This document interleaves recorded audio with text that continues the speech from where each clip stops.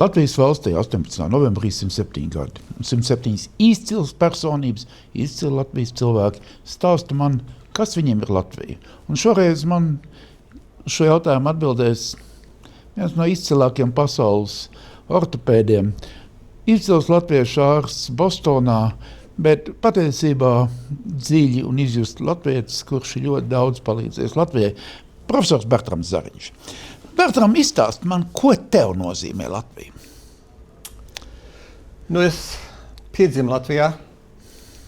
Mans tēvs bija mācītājs Doma baznīcā. Viss ģimene bija latvieši. Un karā 44. gadā mūsu ģimene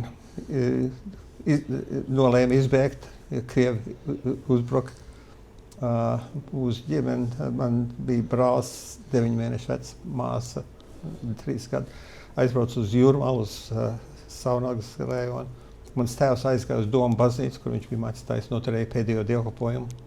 Un laimīgā kārtā arī tika pāri pēdējais Daugavai pirms Krievi nākošajā dienā iebruka.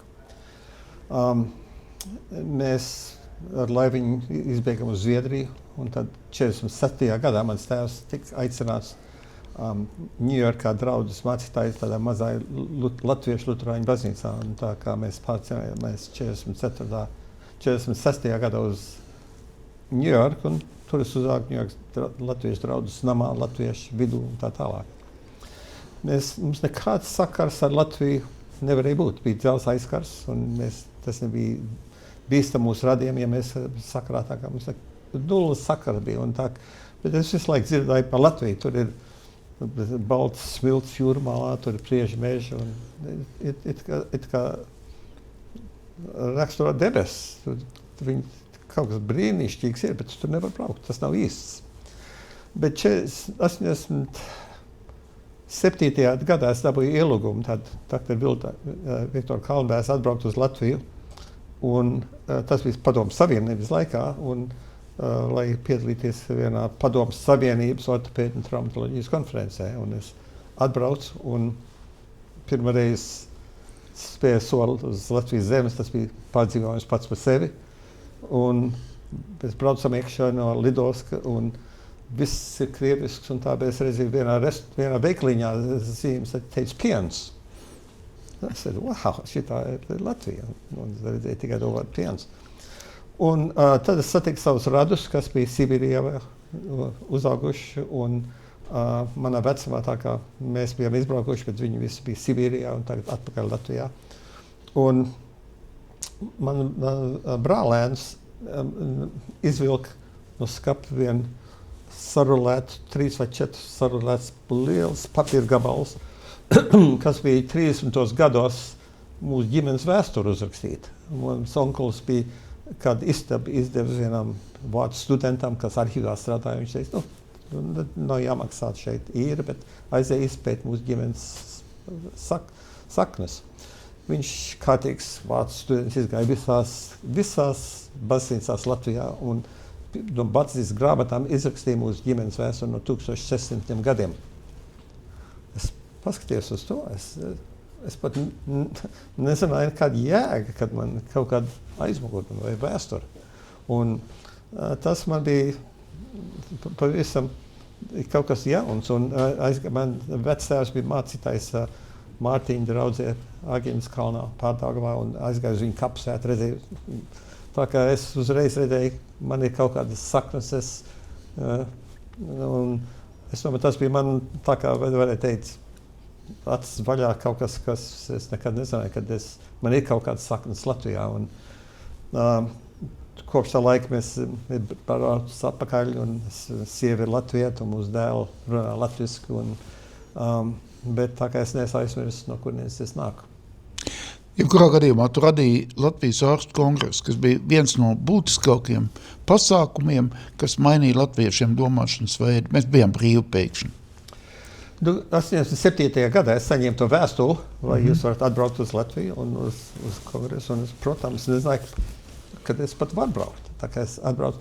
Un tad kongresa beigās es doktoram Kalnbērsam teicu, kā būtu, ja mēs to pašu vēstuli, tādu pašu līdzīgu vēstuli izsūtītu visiem latviešu ārstiem brīvajā pasaulē, Un, lai viņi atbrauc un jūs sarīkojat vienu ārstu kongresu konferenci ar kaut kā latviešu ārstiem. Jūs mākat to darīt, izsūtīsim to vēstuli. Reiz nekas nenotika, bet pāris mēneši vēlāk Dr. Kalnbērs atbrauc uz Ameriku un es pārunājam to, viņš šoreiz teica jā. Tā kā viņš tagad Latvijā sarīkos to un es Amerikā izsūtīju tādu vēstuli, ielūgu vēstuli visiem latviešu ārstiem, kurus varēja visās avīzēs ielikt, un tā 250 cilvēki pieteicās. Tā kā es aizbraucu uz Ņujorku, noīrēju čarter reisi, lai braukt no Helsinkiem uz Rīgu. Es teiktu, viss satiksim Helsinkos, un tad 89. gadā mēs atbraucam uz Rīgu, un tas izrādījās pirmais starptautiskais lidojums, kas ielidoja Rīgā pēc Otrā pasaules kara. Es nezinu, ka to nevar darīt, bet kaut kā tas izdevās un bija 10 dienas brīnišķīgs vēsturisks ārstu kongress. Pēc tam tu esi palīdzējis organizēt, atbalstījis vēl 9 kongresus. Jā, mēs ik pa 4 gadiem, es teicu, ka ik pa 4 gadiem taisīsim kongresu, mēs to atbalstījām. Bet ko mēs arī darījām, mēs ar brāli Kristapu redzējām, ka mēs te daudz varam palīdzēt medicīnā, uzlabot medicīnas stāvokli. Tā kā mēs nodibinājām medicīnas fondu, lai kaut kādu varētu ievest jaunu informāciju palīdzību Latvijā medicīnā.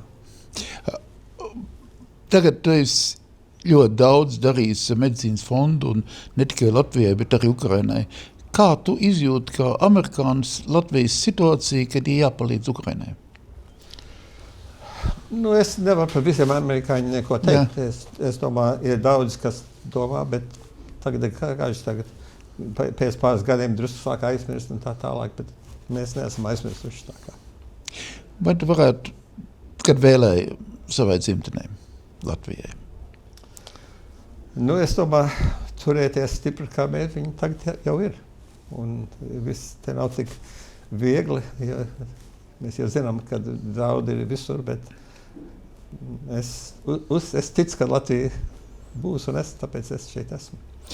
Es gaidu, ka tu pavisam pārcelsies uz Latviju, lai mēs varētu darīt arī tādas daudz lietas vēl šeit, lai tā labēcās Amerikā. Mēs varam darīt no otrā kāstā arī. Paldies.